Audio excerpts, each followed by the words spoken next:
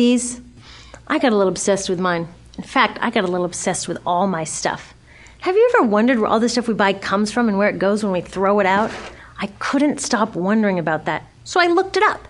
And what the textbook said is that stuff moves through a system from extraction to production to distribution to consumption to disposal. All together, it's called the materials economy. Well, I looked into it a little bit more. In fact, I spent 10 years traveling the world, tracking where our stuff comes from and where it goes. And you know what I found out? That is not the whole story. There is a lot missing from this explanation. For one thing, this system looks like it's fine. No problem. But the truth is, it's a system in crisis. And the reason it's a system in crisis is it's a linear system and we live on a finite planet. And you cannot run a linear system on a finite planet indefinitely. Every step along the way, this system is interacting with the real world.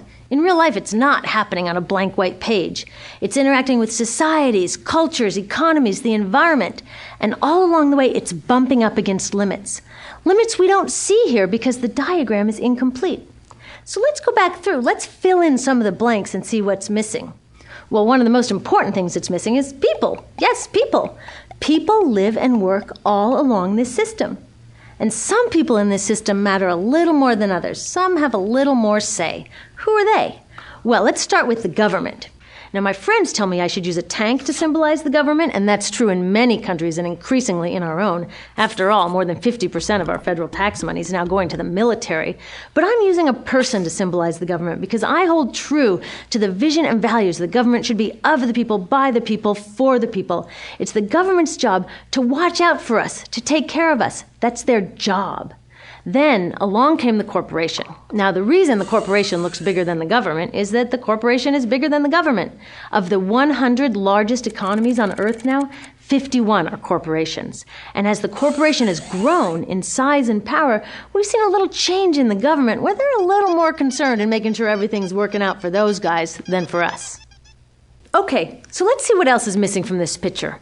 We'll start with extraction, which is a fancy word for natural resource exploitation, which is a fancy word for trashing the planet.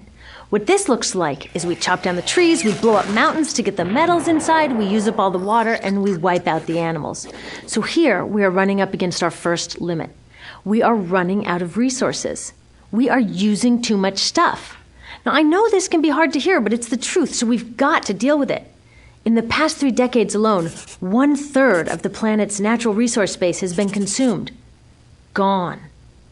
We are cutting and mining and hauling and trashing the place so fast that we're undermining the planet's very ability for people to live here. Where I live, in the United States, we have less than 4% of our original forests left. 40% of the waterways have become undrinkable. And our problem is not just that we're using too much stuff, but we're using more than our share. We have 5% of the world's population, but we're using 30% of the world's resources and creating 30% of the world's waste. If everybody consumed at US rates, we would need 3 to 5 planets. And you know what? We've only got 1. So my country's response to this limitation is simply to go take somebody else's. This is the third world, which some would say is another word for our stuff that somehow got on somebody else's land. So what does that look like? The same thing, trashing the place. 75% of global fisheries now are fished at or beyond capacity. 80% of the planet's original forests are gone. In the Amazon alone, we're losing 2,000 trees a minute. That is 7 football fields a minute. And what about the people who live here? Well, according to these guys, they don't own these resources, even if they've been living there for generations. They don't own the means of production, and they're not buying a lot of stuff. And in this system, if you don't own or buy a lot of stuff, you don't have value. So next, the materials move to production. And what happens there is we use energy to mix toxic chemicals in with the natural resources to make toxic contaminated products. There are over 100,000 synthetic chemicals in use in commerce today. Only a handful of them have even been tested for health impacts, and none have been tested for synergistic health impacts. That means when they interact with all the other chemicals we're exposed to every day. So we don't know the full impact on health and the environment of all these toxic chemicals, but we do know one thing. Toxics in, toxics out. As long as we keep putting toxics into our industrial production systems, we're going to keep getting toxics in the stuff that we bring into our homes and workplaces and schools, and our bodies. Like BFRs, brominated flame retardants, they're a chemical that make things more fireproof, but they are super toxic. They're a neurotoxin. That means toxic to the brain.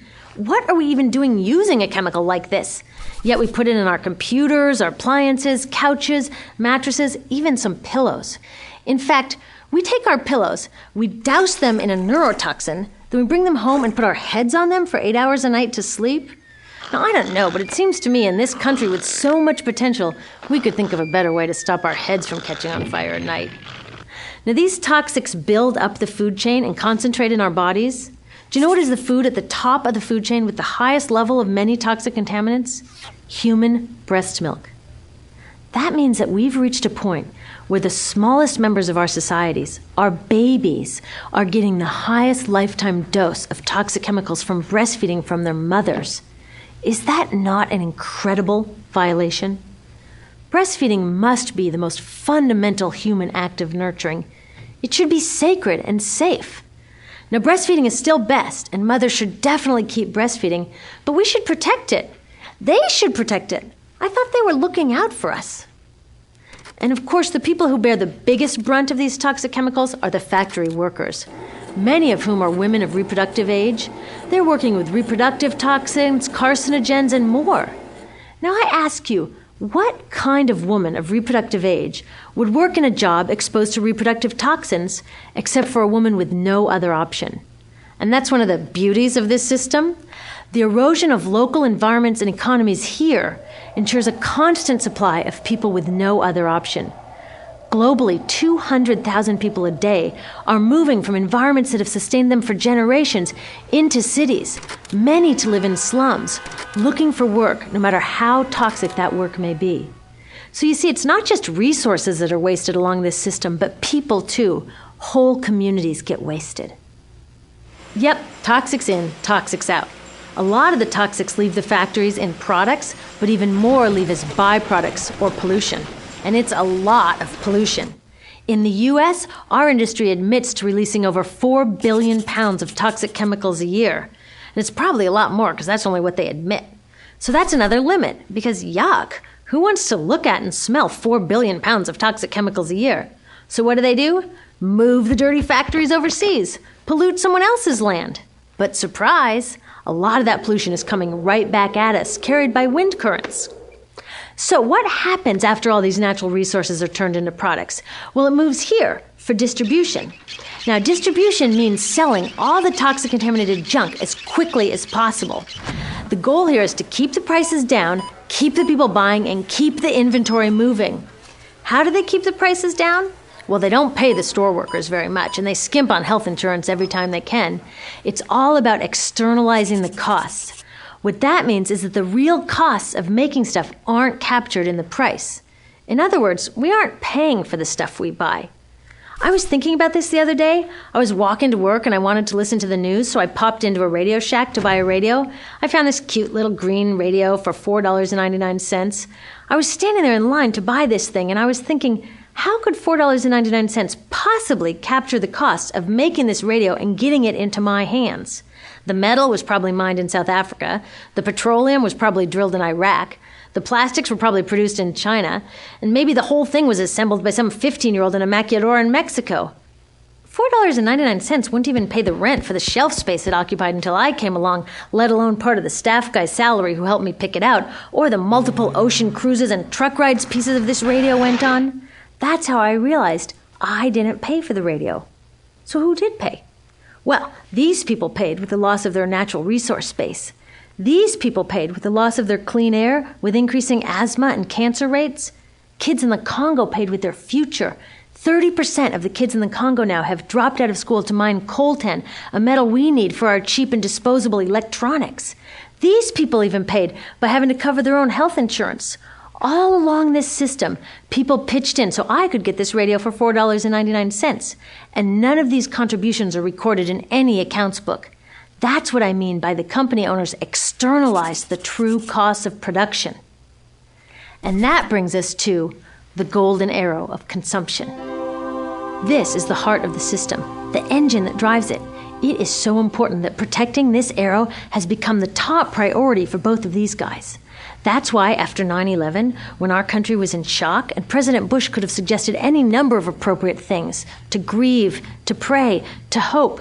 No, he said to shop. To shop! We have become a nation of consumers. Our primary identity has become that of being consumers, not mothers, teachers, farmers, but consumers. The primary way that our value is measured and demonstrated is by how much we contribute to this arrow, how much we consume. And do we? We shop and shop and shop, keep the materials flowing, and flow they do. Guess what percentage of total materials flow through this system is still in product or use 6 months after their date of sale in North America? 50%? 20? No, 1%. 1. In other words, 99% of the stuff we harvest, mine, process, transport, 99% of the stuff we run through this system is trashed within 6 months. Now, how can we run a planet with that level of materials throughput? It wasn't always like this. The average U.S. person now consumes twice as much as they did 50 years ago. Ask your grandma. In her day, stewardship and resourcefulness and thrift were valued. So how did this happen? Well, it didn't just happen. It was designed. Shortly after World War II, these guys were figuring out how to ramp up the economy. Retailing analyst Victor Lebeau articulated the solution that's become the norm for the whole system. He said, our enormously productive economy demands that we make consumption our way of life, that we convert the buying and use of goods into rituals, that we seek our spiritual satisfaction, our ego satisfaction in consumption. We need things consumed, burned up, replaced, and discarded at an ever-accelerating rate.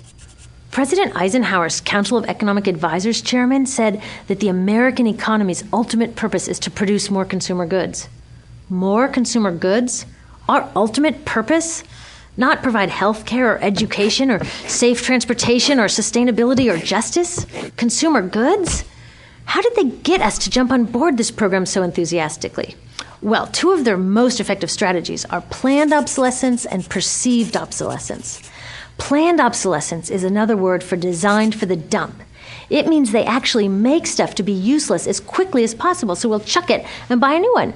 It's obvious with things like plastic bags and coffee cups, but now it's even big stuff. Mops, DVDs, cameras, barbecues even, everything. Even computers. Have you noticed that when you buy a computer now, the technology is changing so fast that in just a couple of years, it's actually an impediment to communication? I was curious about this, so I opened up a big desktop computer to see what was inside. And I found out that the piece that changes each year is just a tiny little piece in the corner. But you can't just change that one piece because each new version is a different shape. So you gotta chuck the whole thing and buy a new one. So I was reading industrial design journals from the 1950s when planned obsolescence was really catching on. These designers are so open about it. They actually discuss how fast can they make stuff break that still leaves the consumer having enough faith in the product to go out and buy another one. It was so intentional. But stuff cannot break fast enough to keep this arrow afloat. So there's also perceived obsolescence. Now, perceived obsolescence convinces us to throw away stuff that is still perfectly useful. How do they do that? Well, they change the way the stuff looks. So if you bought your stuff a couple of years ago, everyone can tell that you haven't contributed to this arrow recently. And since the way we demonstrate our value is contributing to this arrow, it can be embarrassing. Like, I've had the same fat white computer monitor on my desk for 5 years. My coworker just got a new computer. She has a flat, shiny, sleek monitor. It matches her computer, it matches her phone, even her pen stand. She looks like she's driving in Spaceship Central, and I look like I've got a washing machine on my desk. Fashion is another prime example of this. Have you ever wondered why women's shoe heels go from fat one year to skinny the next to fat to skinny? It's not because there's some debate about which heel structure is the most healthy for women's feet. It's because wearing fat heels in a skinny heel year shows everybody that you haven't contributed to that arrow as recently, so you're not as valuable as that person in skinny heels next to you, or more likely in some ad. It's to keep us buying new shoes. Advertisements and media in general plays a big role in this. Each of us in the U.S. is targeted with over 3,000 advertisements a day. We see more advertisements in 1 year than people 50 years ago saw in a lifetime. And if you think about it, what's the point of an ad except to make us unhappy with what we have? So 3,000 times a day, we're told our hair is wrong, our skin is wrong, our clothes are wrong, our furniture is wrong, our car is wrong, we are wrong, but it can all be made right if we just go shopping. Media also helps by hiding all of this and all of this. So the only part of the materials economy we see is the shopping. The extraction, production, and disposal all happens outside of our field of vision.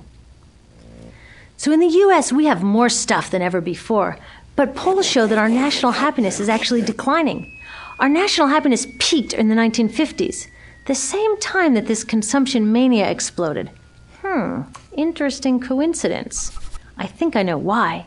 We have more stuff, but we have less time for the things that really make us happy. Friends, family, leisure time. We're working harder than ever. Some analysts say we have less leisure time than any time since feudal society. And do you know what the two main activities are that we do with the scant leisure time we have? Watch TV and shop. In the US, we spend 3 to 4 times as many hours shopping as our counterparts in Europe do. So we're in this ridiculous situation where we go to work, maybe 2 jobs even, and we come home and we're exhausted. So we plop down on our new couch and watch TV, and the commercials tell us you suck. So you got to go to the mall to buy something to feel better, and then you got to go to work more to pay for the stuff you just bought. So you come home and you're more tired, so you sit down and you watch more TV, and it tells you to go to the mall again. And we're on this crazy work, watch, spend treadmill, and we could just stop. So in the end, what happens to all the stuff we buy anyway? At this rate of consumption, it can't fit into our houses, even though the average house size has doubled in this country since the 1970s. It all goes out in the garbage. And that brings us to disposal. This is the part of the materials economy we all know the most because we have to haul the junk out to the curb ourselves. Each of us in the United States makes 4.5 pounds of garbage a day. That's twice what we each made 30 years ago. All of this garbage either gets dumped in a landfill, which is just a big hole in the ground, or if you're really unlucky, first it's burned in an incinerator and then dumped in the landfill. Either way, they both pollute the air, land, water, and don't forget, change the climate. Incineration is really bad. Remember those toxics back in the production stage? Well, burning the garbage releases the toxics up into the air. Even worse, it makes new super toxics, like dioxin. Dioxin is the most toxic man-made substance known to science, and incinerators are the #1 source of dioxin. That means that we could stop the #1 source of the most toxic man-made substance known just by stopping burning the trash. We could stop it today. Now, some companies don't want to deal with building landfills and incinerators here, so they just export the disposal too. What about recycling? Does recycling help? Yes, recycling helps. Recycling reduces the garbage at this end, and it reduces the pressure to mine and harvest new stuff at this end. Yes, yes, yes, we should all recycle, but recycling is not enough. Recycling will never be enough for a couple reasons. First, the waste coming out of our houses is just the tip of the iceberg. For every 1 garbage can of waste you put out on the curb, 70 garbage cans of waste were made upstream just to make the junk in that 1 garbage can you put out on the curb. So even if we could recycle 100% of the waste coming out of our households, it doesn't get to the core of the problems. Also, much of the garbage can't be recycled, either because it contains too many toxics or it's designed not to be recyclable in the first place. Like those juice packs, where they have layers of metal and paper and plastic all smushed together, you can never separate those for true recycling. So you see, it is a system in crisis. All along the way, we are bumping up against limits. From changing climate to declining happiness, it's just not working. But the good thing about such an all-pervasive problem is that there are so many points of intervention. There are people working here on saving forests and here on clean production, people working on labor rights and fair trade and conscious consuming and blocking landfills and incinerators, and very importantly, on taking back our government so that it really is by the people and for the people. All of this work is critically important, but things are really going to start moving when we see the connections, when we see the big picture. When people along the system get united, we can reclaim and transform this linear system into something new, a system that doesn't waste resources or people. Because what we really need to chuck is that old school throwaway mindset. There's a new school of thinking on this stuff, and it's based on sustainability and equity, green chemistry, zero waste, closed-loop production, renewable energy, local living economies. It's already happening.